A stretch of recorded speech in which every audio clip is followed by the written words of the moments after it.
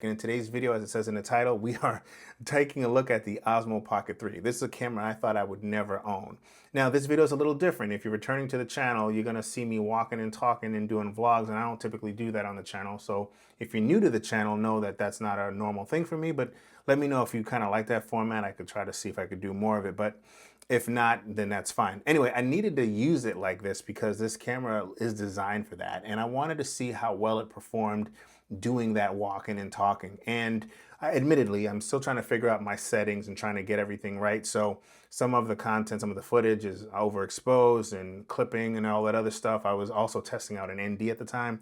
Anyway, I wanted to let you guys know that because I'm not going to go ahead and re-record everything. It is kind of what it is. I will do a follow-up video to talk about this in a more traditional way that I usually do my videos. I did also want to just say that I think this is a great camera. I don't think that it's going to replace any cameras. It's not going to replace a ZV-1, for instance, an A6700, but it is absolutely a great camera to complement whatever else you got going on. And I think if you're just starting out, this will be a great camera to start out with too, because it has a lot of things that are just super beginner friendly, but also advanced features that you can kind of sneak into and start moving things around.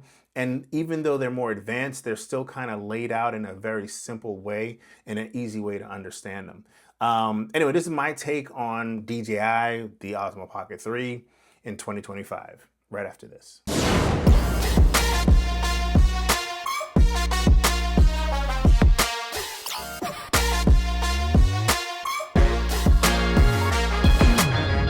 What's poppin', everybody? It's your boy G, watching Keeping This Tech. Today's video, we're talking about the Osmo Pocket 3. I'm actually filming on it right now. And this camera, man, I gotta tell you, man, it is a surprise of 2025 for me, for sure, for sure. Now, this camera is actually old. It's 2 years old, actually, as of October 2025. It came out October 2023.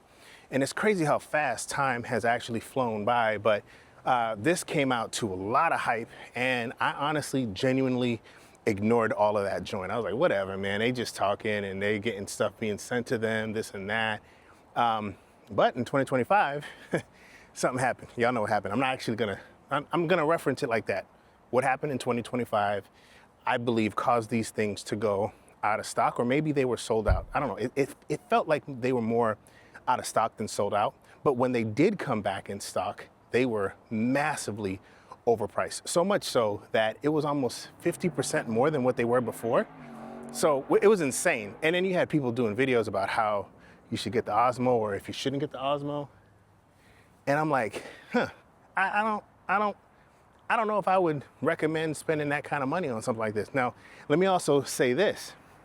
Every time I thought about the Osmo Pocket, I kind of wanted to get one, but then I was like, damn, you know what? Let me be realistic. I'm probably never going to use this thing. It has a 1-inch sensor. It's probably really not going to be good. Everybody's talking about low light. There's no way a 1-inch sensor will be good in low light. You know, I kind of just reasoned with myself and talked myself out of it. So fast forward to last week, I saw these Osmo Pockets on sale, but like close to their original launch price. And I was thinking to myself, well, that's a little strange. But then I saw one open box at Best Buy, and I was like, you know what? Let me go ahead and test the waters out and try this thing out. And I gotta tell you, I was so shocked by how capable this camera is, right? It's, I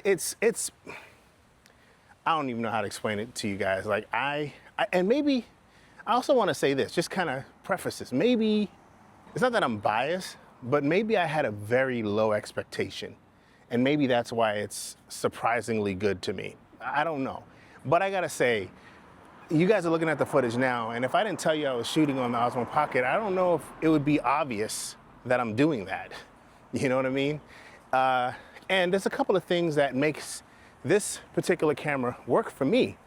When I'm out and about with my family, we're doing whatever. If I had to choose just one lens to travel with, a prime, it would be the 20mm 1.8 that I have with Sony. And I love that lens, I love that focal length. And this is a 20mm equivalent on here. And you get a little bit of depth of field. I don't know if you can see it, but I have the Osmo Nano here too that I'm kind of testing out.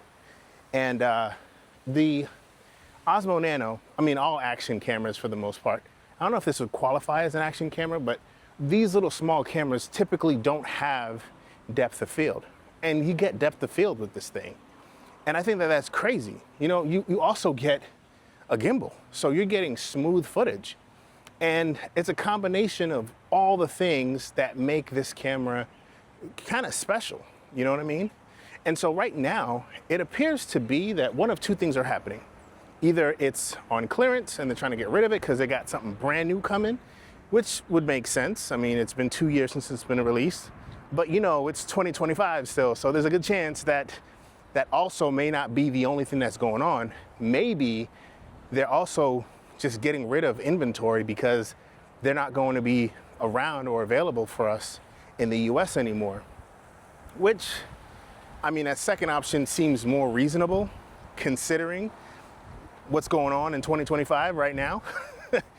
But, and also, I mean, if we look at everything else too, I mean, I feel like we're fortunate to even get our hands on some DJI products in 2025. Like when things are launched, they're not available like right away. We're like at least getting it.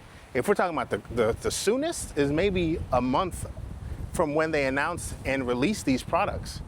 So yeah, these are all things to consider. But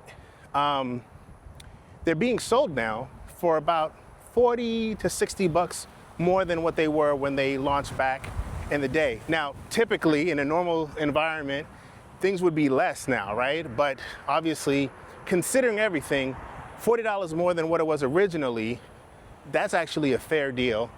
And when this came on my radar, I picked one up. And so right now, I think I just saw something about Costco having the Creator Combo, which comes with the DJI Mic 2. It comes with the extended battery. It comes with the wide angle lens adapter for the same price of the standard DJI SKU for the Osmo Pocket. I'm like, what? Yeah, I mean, man, I wish I had a Costco membership. That I would have returned this joint and picked that up. So, I mean, it's still 2025 and there's some weird stuff going on. You can't get extra care or whatever DJI offers for their own extended warranty. You know, you have to kind of do that through whoever you're purchasing it from. And right now, there's another company that's marketing and selling a camera that's very close and similar to this. In fact, a lot of people have done reviews comparing them, and they're, I mean, virtually identical. The one thing that I could see that everybody's kind of showing that is the clear difference between them is the compatibility of the microphones. The DJI microphones don't work with this new system. It's called the Extra Muse or the Muse Extra. I'm not even sure what it's called. It's around the same price now though. So it's like, the question is, do you get one of those or do you get the original and official DJI Osmo Pocket 3? I don't know. I mean, what about if this company isn't really DJI behind it, right? What about if it's just a fly-by-night company and you're getting this product and there's no guarantee that it's gonna be something special or long-lasting? That's a consideration. And I think you could also flip that around and say, well, if DJI is not gonna be around anymore in the US to support their products, then isn't that kind of the same thing? And for that, I would say, damn, that's a good point. And I think I would just err on the side that it's DJI and, you know, it is what it is. But also, I bought mine from Best Buy. So, you know, that extended warranty that you can get with them would cover me for the next 2 years. And if it is what it is, then at least I had a chance to enjoy it for the time that I did. And I guess I'm okay with that. Now, that's kind of like my thoughts about everything around the Osmo Pocket 3, but I'll also say that the quality is spectacular. Like, it is not, I don't understand it. I don't feel like it's normal. I'm looking around because there's a body of water over there and, you know, gators. I ain't originally from Florida, so this right here is new for me. So I'm always like, what the heck, you know what I mean? What is that? What was that? But yeah, it is what it is, right? Are we gonna do this thing? Are we not gonna do it? And I don't know, if you're in the market for the Osmo Pocket and you're on the fence, I would say, obviously the choice is gonna be up to you, but this is incredible. Now, I do wanna say this is very important too, because I don't wanna like get this lost. You have to know how to pull the footage from this camera. And sure enough, look at that, there is a gator right there. Look at that. You believe this crap? Oh, I'm gonna stop filming to zoom in a little bit. All right, now, let's talk about some of the issues with this camera, some downsides.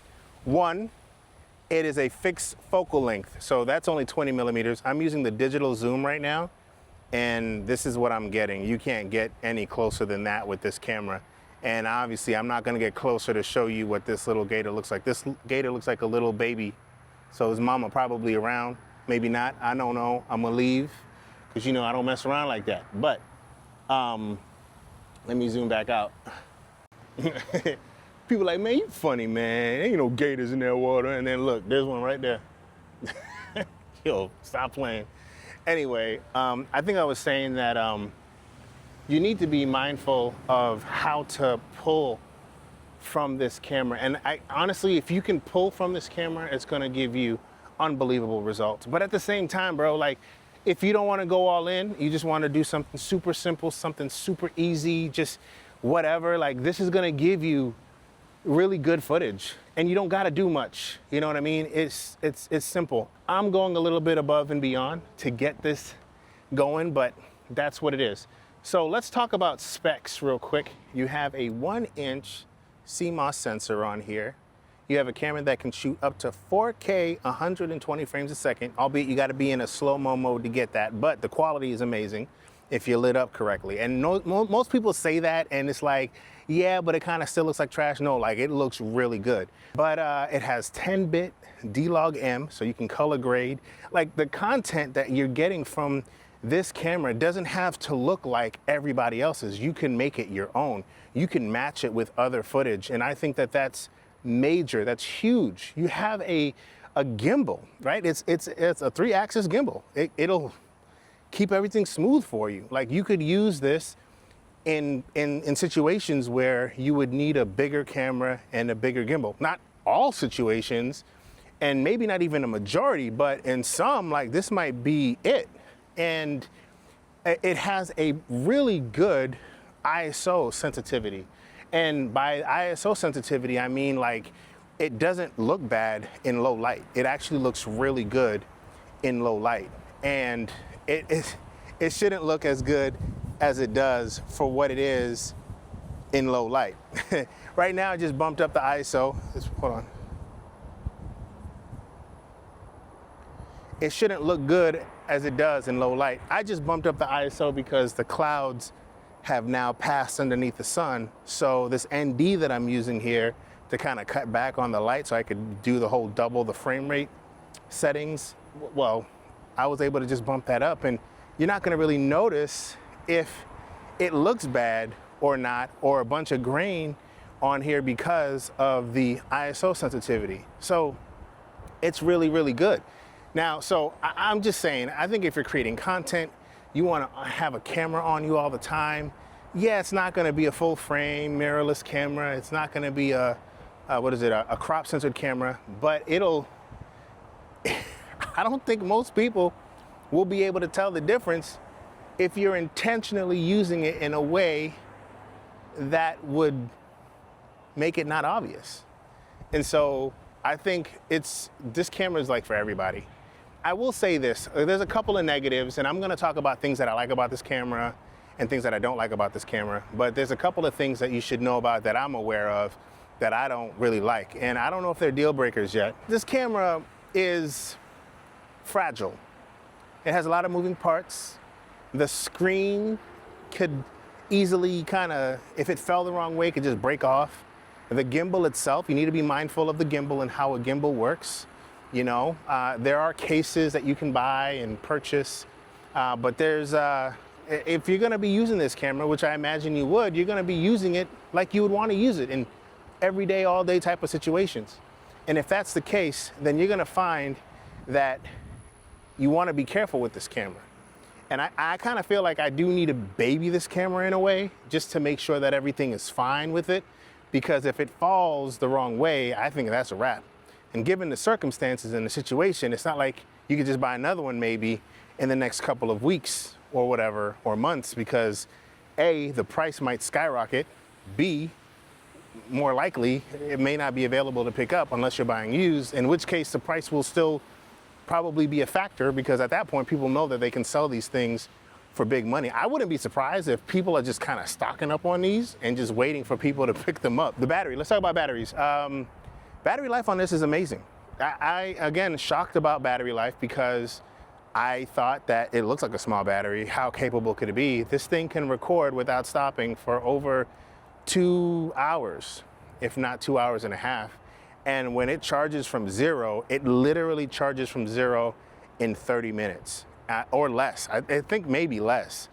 Either way, if you're using this thing and you're at like 50%, you charge it, turn away, look back, and if it's been like 10, 15 minutes, there's a good chance you're gonna be at like 90+% and able to continue to use this again. So if you're the type of person that's gonna be, traveling with this thing and you have a little battery bank, you're gonna be perfectly fine with this thing.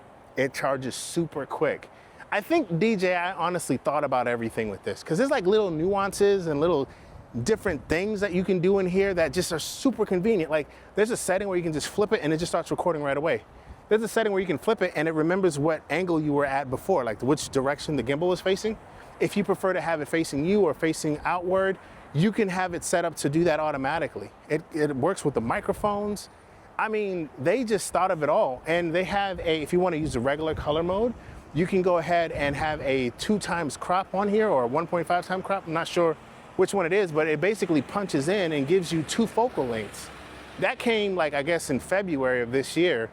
And again, there's just a lot of thoughtful details, to make this thing more useful. So it's a great camera. I think it's a great camera. And if you have used an RX100 or a ZV-1 with a 1-inch sensor and you're thinking it's gonna be the same, it's not. It is not, it's different. This is different. You know what I mean? What do they say? It hits different. You know what I'm saying? It does. And yeah, I'm gonna leave it at that. I'm gonna show some test footage, capture some test footage here. But I think this is a really cool camera. And the more I use it, the more it's chipping away at my original plan of not keeping it, just because I expected not to like it. You know what I mean? All right, guys. Well, thank you for watching. I'll check you guys out in the next one. Peace.